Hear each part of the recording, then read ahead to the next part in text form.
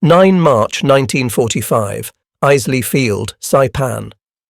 Heat lifts from the pierced steel planking in soft shimmers, and the smell is a mixture every crewman knows: hot oil, coral dust, and 115/145 octane that nips the back of the nose.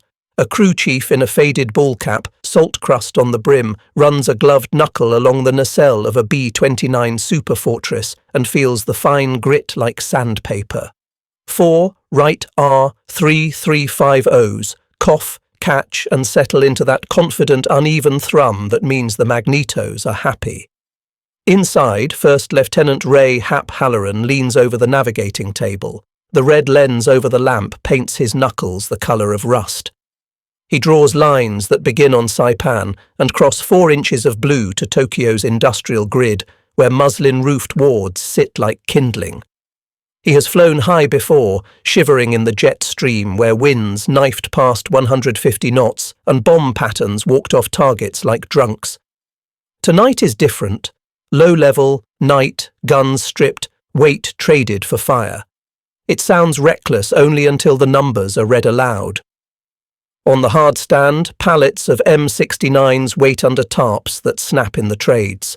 The armourers talk in clipped workman voices, the way men talk when the job is simple and terrible. Each canister holds jellied gasoline and a time delay fuse. Each will punch through a roof and blossom into a room-eating flower. Down the line, crew chiefs call out checklists that read like psalms: cowl flaps, intercoolers, turbos, props to low pitch.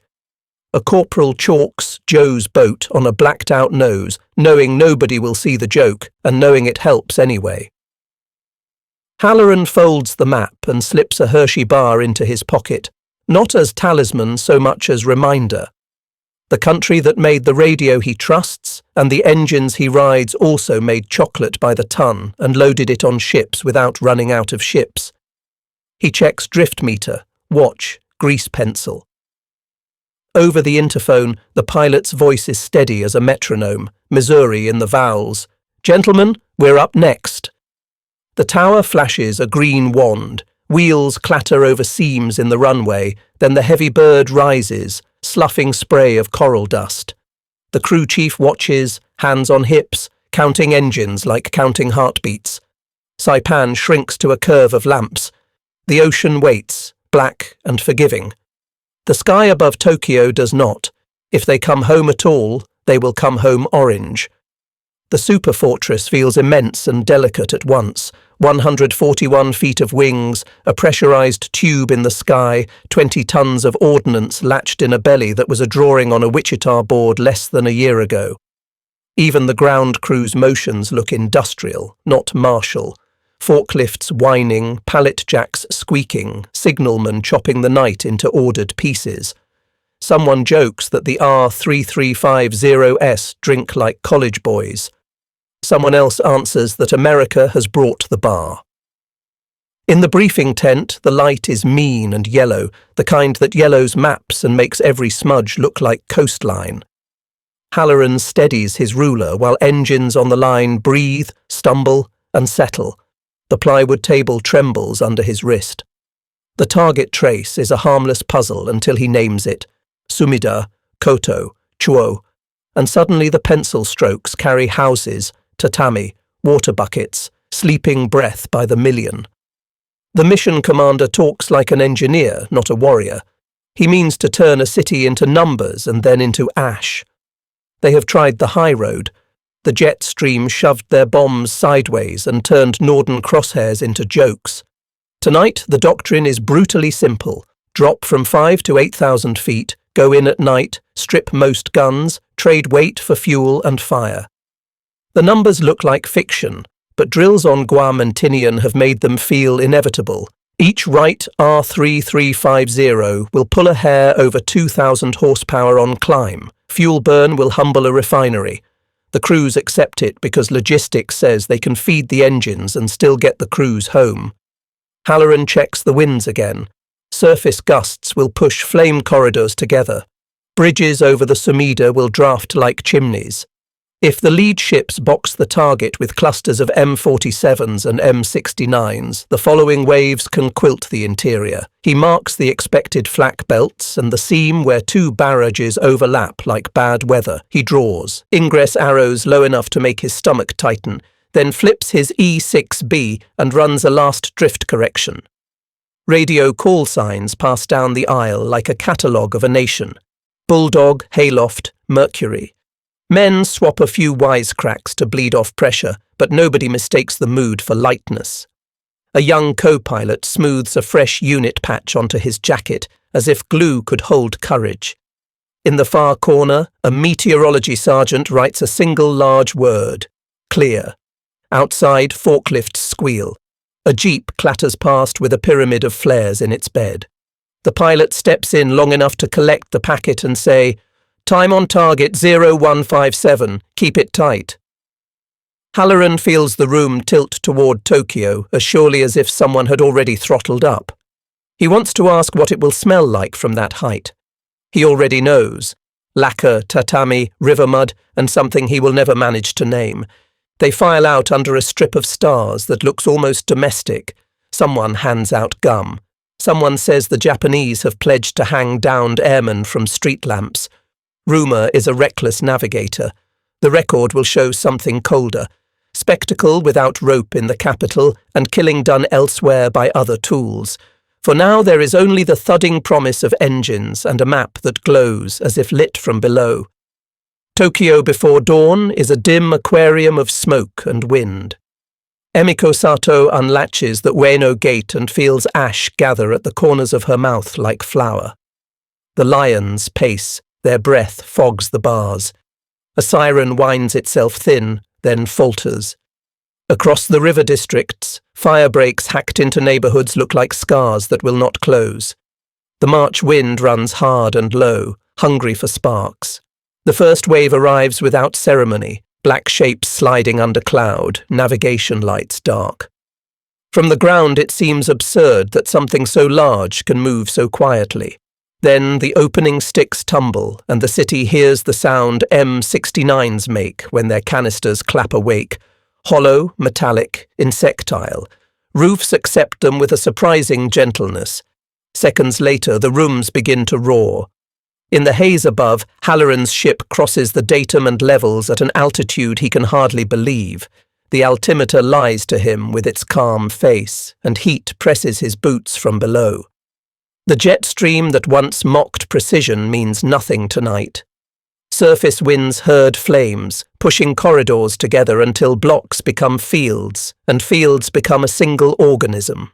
Bridges over the Sumida glow. The water beneath hisses like meat on a skillet. The bombardier's voice is flat, almost bureaucratic, as he calls releases. The intervalometer ticks like a clock in a courthouse. The pilot holds the formation tight enough that the next ship's wake rattles the rudder pedals. When flak blooms, it stabs at smoke and finds little. An impossible measure takes shape. In a single night, roughly 15 square miles will burn, and between 90 and 100,000 people will die, while 14 American aircraft fail to return. The numbers belong to ledgers, but the senses refuse to look away. Halloran smells lacquer and tatami and an animal sweetness he will never manage to name. Emiko runs with a bucket line that dissolves when the water turns to steam before it can fall. She thinks of the animals, then only of her mother, then of nothing at all. A hit walks up the fuselage, soft thuds followed by a hard one that snaps a rib and sets metal singing. The pilot steadies, someone swears with professional calm. The ship shudders and yaws. Halloran reaches for the ditching hatchet and the decision he hoped never to make. He has practiced the motion of stepping into the night. It still feels like betrayal. He goes. For a second he is inside the city's updraft, warm hands everywhere. The chute opens with a sound like a book slapped shut. He drifts toward the alleys, toward shouts, toward the white armband of a neighbourhood patrol. They pull him hard to his feet, more frightened than furious. Hands search his pockets for maps and silk. A blindfold settles over his eyes, and the knot smells of smoke. Someone says a single word he understands. Ueno. Midday light in the zoo is too clean for what it reveals. The lion's enclosure has been emptied, straw raked into a corner, a steel gate chained back. Halloran stands inside the bars, naked but for a rough blanket that does not cover his knees. A crowd gathers as crowds do when they are told something official is happening. They arrive not quite looking, as if to witness without owning the sight.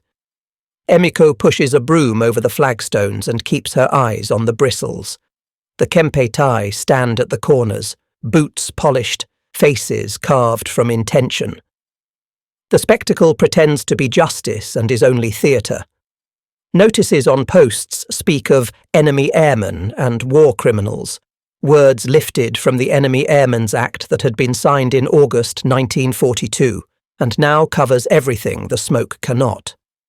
The rumours most civilians have heard, hangings from street lamps in the capital, Americans strung up like warnings, do not materialise. Tokyo is staging humiliation instead of rope while killing by sword or bullet happens elsewhere. Emiko thinks of the lions returned to their cages after storm drills, how they paced the edges without understanding the weather.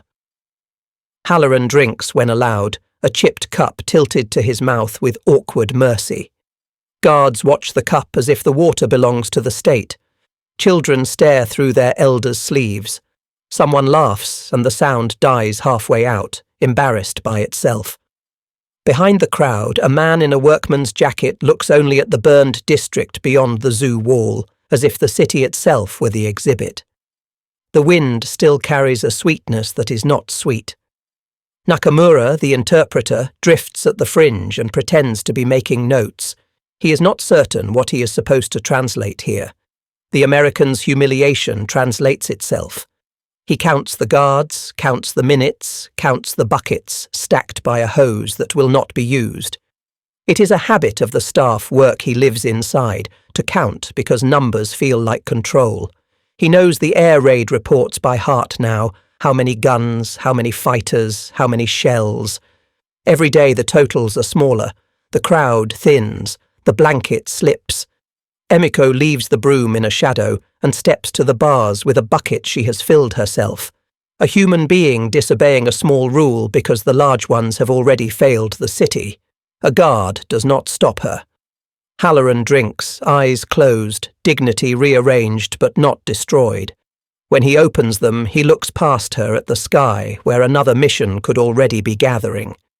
As he is led away to a cell, the rumour mutates again in the mouths of strangers. What they saw becomes what they will tell, and what they will tell becomes a rope again.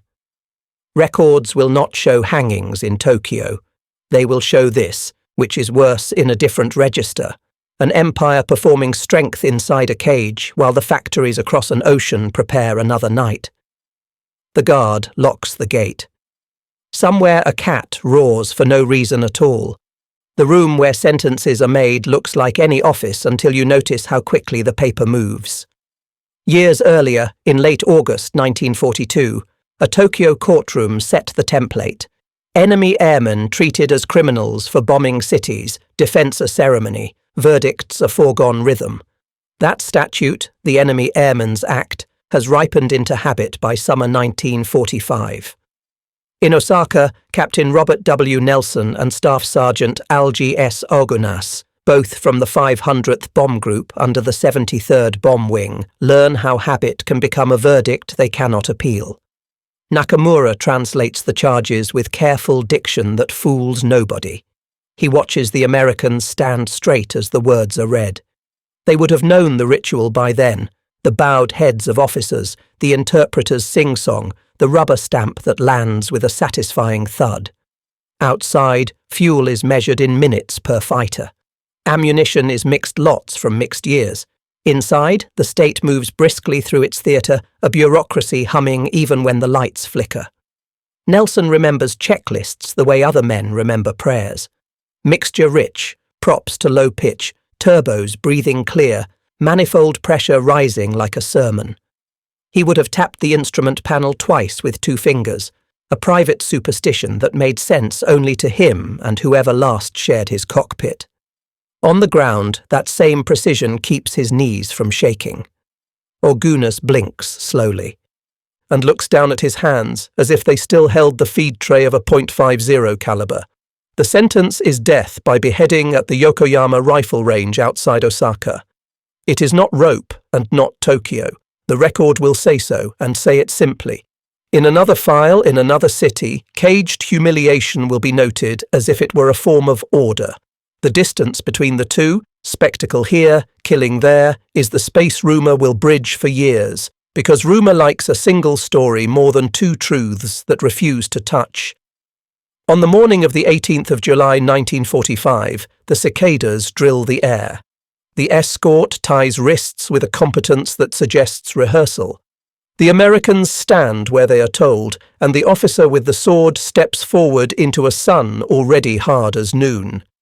Nakamura has memorized the last words he is expected to record. He will get each syllable right because accuracy is the only mercy he can afford.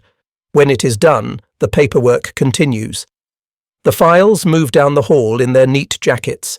Later, in Yokohama, men will sit in rooms with turning fans and talk about this morning, and someone will pin a date to a map as if a pin could hold it fast. Far away in the Marianas, new crews taxi to the line with bomb loads that would have seemed impossible 3 years ago. The war does not pause for any of it. It simply notes the time and keeps going. The operations room in Tokyo looks like a classroom that forgot what it was for. A wall map bristles with coloured pins. A clerk slides them with 2 fingers because the magnet has lost its pull. Phones ring and cough. Reports arrive late or not at all. The 1st Anti-Aircraft Division and the 10th Air Division do their arithmetic honestly. How many guns will speak tonight? How many fighters can launch? How much fuel remains measured not in hours but in minutes? The numbers are smaller every day, and everyone in the room knows it. Nakamura watches officers read from reports as if tone could make quantity into quality. Radar plots smear, searchlight cones cross like arguing fingers, fighters rise into a sky already hot with embers and find nothing but smoke. He would later write that morale was stiff, which is what staff men write when they mean brittle. The city is a kiln. Steel sings. Bearings starve. A captain taps the edge of the table as if a different rhythm could change the song. Across an ocean, the answer is already crated and labelled. In 1944 alone, the United States built roughly 96,000 military aircraft, 1 year that outnumbers Japan's wartime total. A single program, the B-29, will reach nearly 4,000 airframes, each with 4 Wright R-335Os that crave fuel like a foundry, and get it because refineries and tanker convoys and coral runways exist on a schedule rumour cannot touch. The factories do not talk about morale. They talk about throughput. They talk about rate, shift, tolerance and scrap reduced to single digits. Back on Saipan, the language is schedules and forms. Spare engines stand in rows like grain silos. Crates smell of pine and machine oil. The air depot sergeant signs for a new set of cylinder heads as casually as a grocer signs for oranges. If a turbo fails on Tuesday, a rebuilt unit will likely be in the bay by Thursday, and the airplane will taxi Friday at dusk. Abundance is not a boast to these men. It is a work order. In the capital, the phones keep misbehaving. A lieutenant says the word incendiaries as if it is a foreign language and everyone nods. The fire brigades are brave, the hydrants are not. Somewhere near Ueno, a woman carries 2 buckets and arrives at a flame that drinks both and asks for more. The Kempeitai issue another notice about enemy behaviour and the penalty for it. Nobody lists the penalty for running out of water. The map wall finally sags under the weight of pins, and someone takes half of them down, claiming a replot. Outside, ash moves in drifts like snow and crunches under shoes. Intelligence officers will file their summaries and speak of resilience. Halloran, in a cell that smells of smoke and iron, listens to the city burn itself quiet. Far out to sea, midnight lifts, and yet another wave forms. Men in aluminum rooms strapped to engines, each one a line item in an industrial ledger that will not come up short.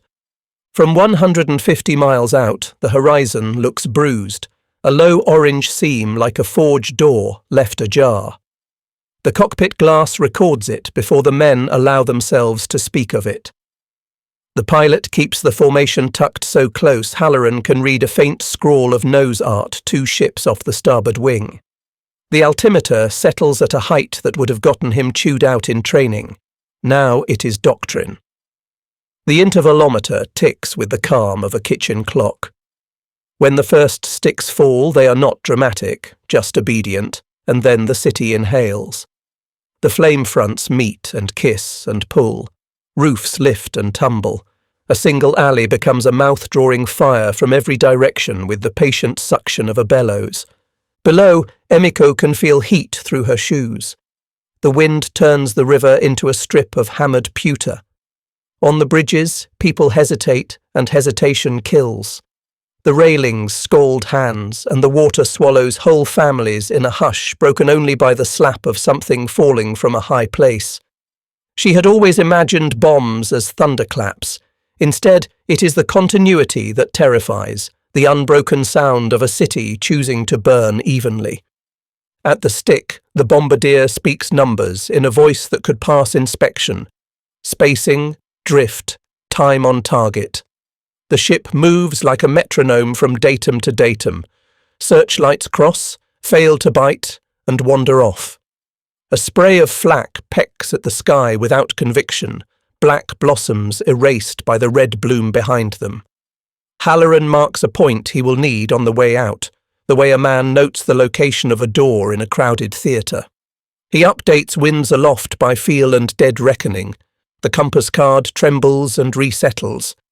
They had been promised that low and heavy would cut through the old math. They had not been promised what it would look like when the math answered back. Every minute the crew spends over the grid translates to square acreage transformed, to blocks carved from blocks like ice from a glacier. The pilot eases a degree left to stay with the lead. The wingtip out there flexes like a patient animal. The radio stays disciplined. A single cough of hit rides the net and then vanishes. When they turn for home, the city fills half the windscreen. It throws light into the navigator's lap so bright he could read a map without a lamp. He does not.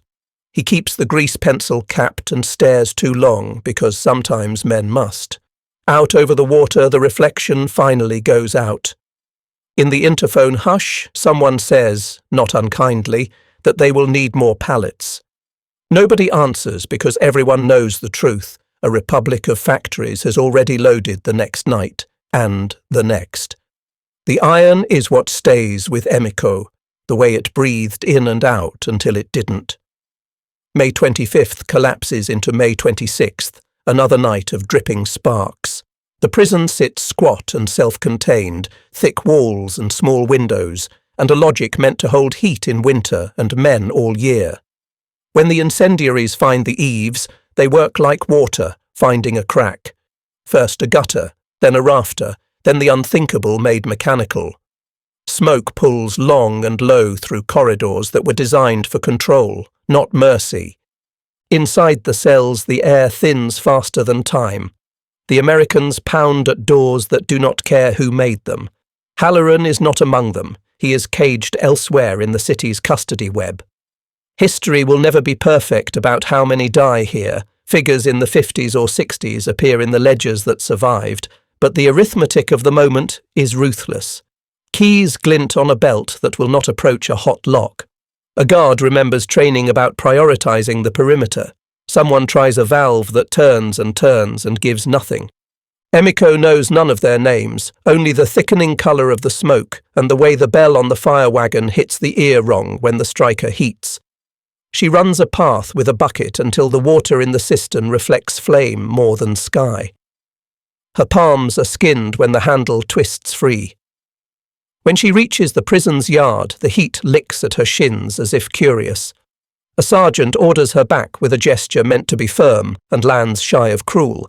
There are no rules left that translate to the temperature of this courtyard. Above the city, a flight line already forming in the Marianas absorbs the lesson without comment. The pallets are the same pallets. The M69s are the same stamped shells. The paperwork reads "issued, expended" in a script that does not tremble. This is what abundance looks like when it meets scarcity, the ability to return, to rerun the problem until the answer stays solved.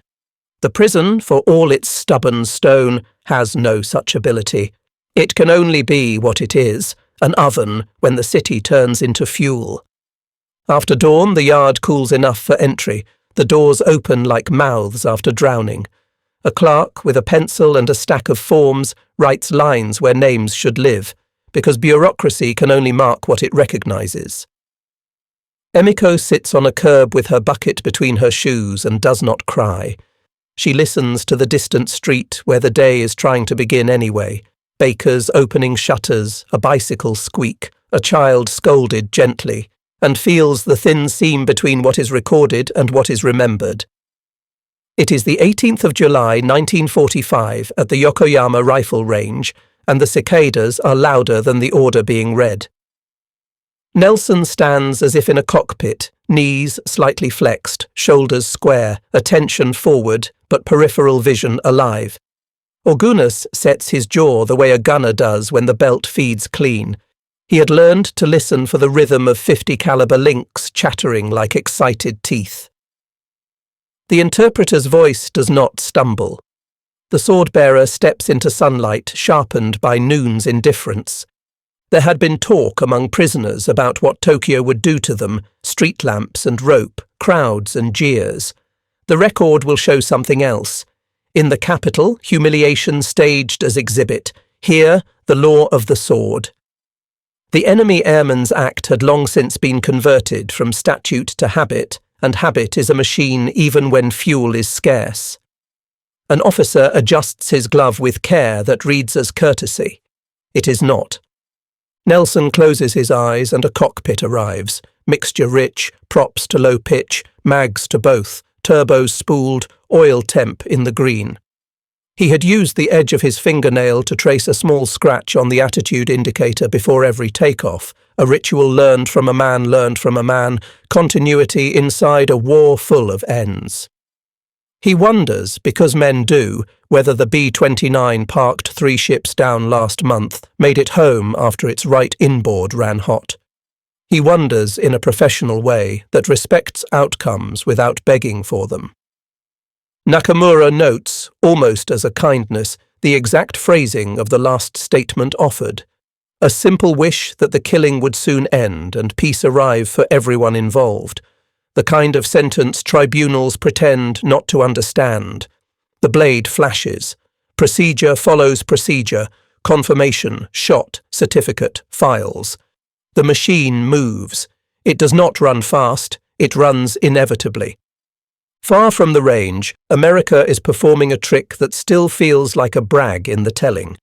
In 1944, it produced roughly 96,000 military aircraft, more in a single year than Japan will build across the entire war, and at Willow Run, the B-24 line would, at peak, push a bomber out in roughly an hour. These numbers do not rescue anyone at Yokoyama. They do something colder and longer.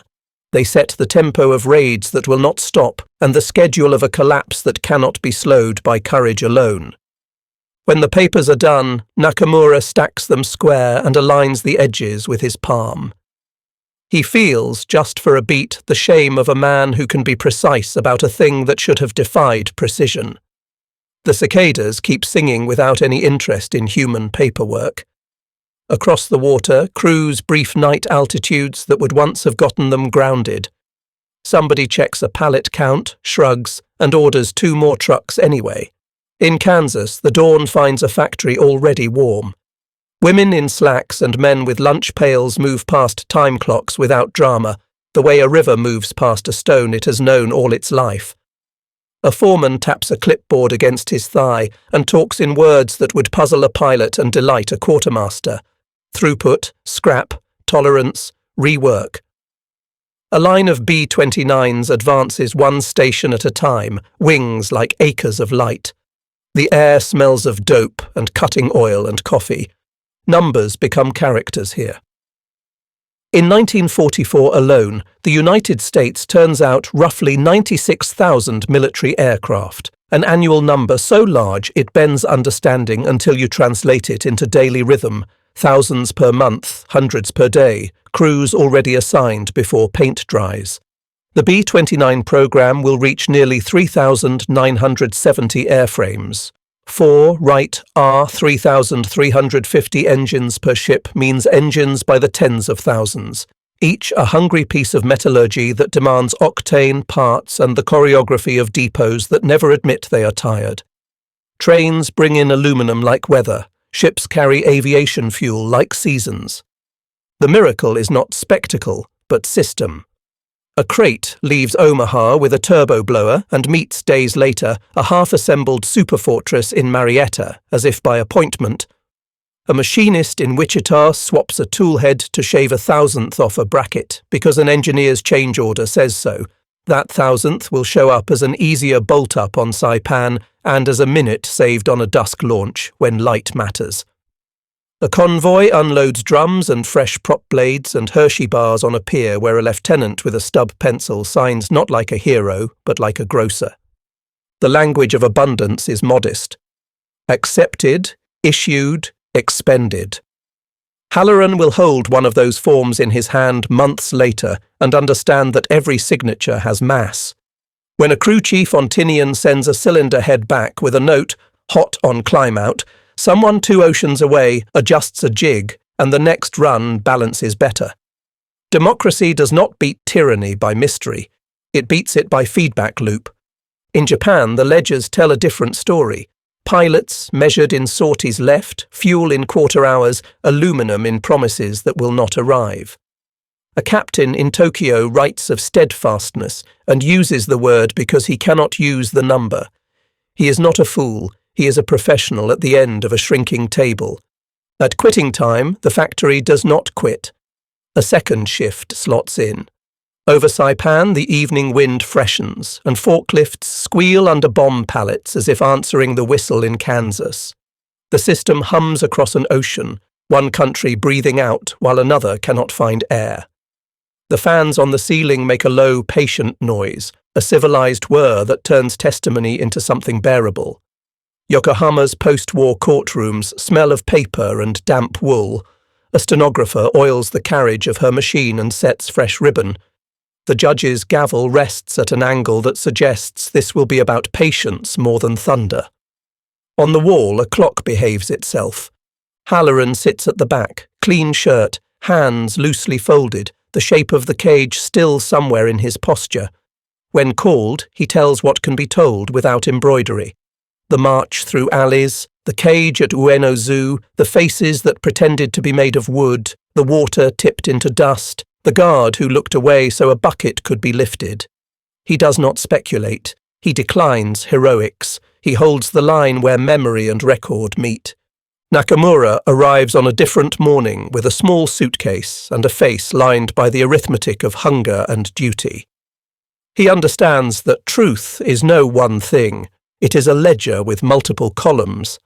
He speaks of orders and forms, of the Enemy Airmen's Act, of trials that looked like trials but were only schedules. He refuses to say more than he knows, and refuses gently to say less.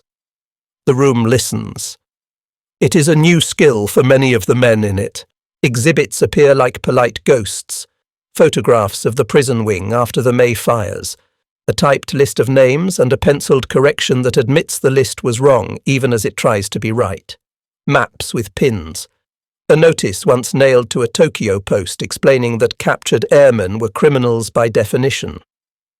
Another file from Osaka, Yokoyama Rifle Range, August 18, 1945, puts dates against blades. The myth that had hardened in rumour, public hangings in the capital, cannot find a document to live in. It dies, as myths do, not with a flourish but with the absence of paperwork. Sentence follows sentence in rooms like this across occupied Japan. Some men will go to prison. Some will go to a scaffold that truly exists here, now, in the aftermath. A few will walk home thinner than they arrived and try to square memory with aftermath. Emiko's statement is short and exact. A cage, a bucket, a roar that belonged to an animal and a city at once. She writes her name carefully at the bottom because it feels like a promise to someone she did not know. When the day ends, the fans are switched off and the room grows briefly too quiet. In the corridor, Halloran steps aside to let a clerk pass with boxes labelled by date. Outside, the harbour wind lifts a little. Somewhere, a ship's horn makes a sound that feels like forward motion, even if no one aboard has cast off yet. Back on Saipan, the war is nearly over, which is not the same as over. Evening collects in the seams of the runway, and the pierced steel planking keeps its heat like a memory. The crew chief stands with a clipboard and counts the birds as they return, lips moving without sound. Each engine that shuts down clean marks a set of names satisfied for one more day. He rubs a smudge off his thumb and leaves it. Men who do this work learn to wear their work. Halloran will live long enough to tell what happened and what did not. He will say that Tokyo staged humiliation where rumour swore rope, and that elsewhere the state turned to blade and gun and, on a bad May night, to locks that would not open. He will not make more of his own suffering than it can carry. He will, however, linger on numbers because the numbers are the truth that swallowed the war. In a single night, Tokyo lost upward of 90,000 people and more than 15 square miles to fire. In a single year, the United States built roughly 96,000 military aircraft. A single program produced nearly 4,000 B-29s and fed them engines and fuel and airfields on a schedule that never broke. These are impossible until you admit they happened. Emiko will rebuild a life from smaller numbers. 2 bowls, 1 kettle, a new pair of getter, and learn to walk a city whose map has been redrawn by heat. She will carry her quiet ethics into a peace that rewards them in ways neither she nor anyone she knew could have imagined. Nakamura will spend years with documents, not as penance, but because accuracy is the thing he was good at, and accuracy used rightly can be a form of respect. He will write that he heard the word ueno in a room once and could not stop hearing it after. What the Americans learn from the campaign is as mechanical as it is moral. Systems win wars, feedback loops beat myth.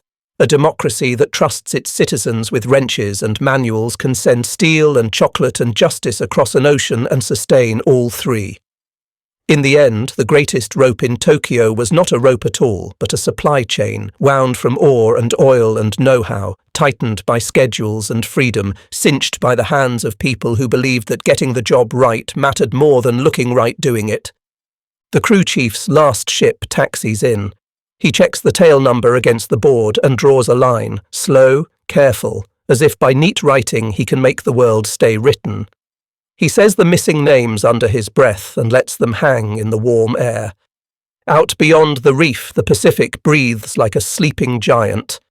The arc lights buzz. In Kansas, a swing shift clocks on. Somewhere a fan turns in a quiet room where someone is telling the truth.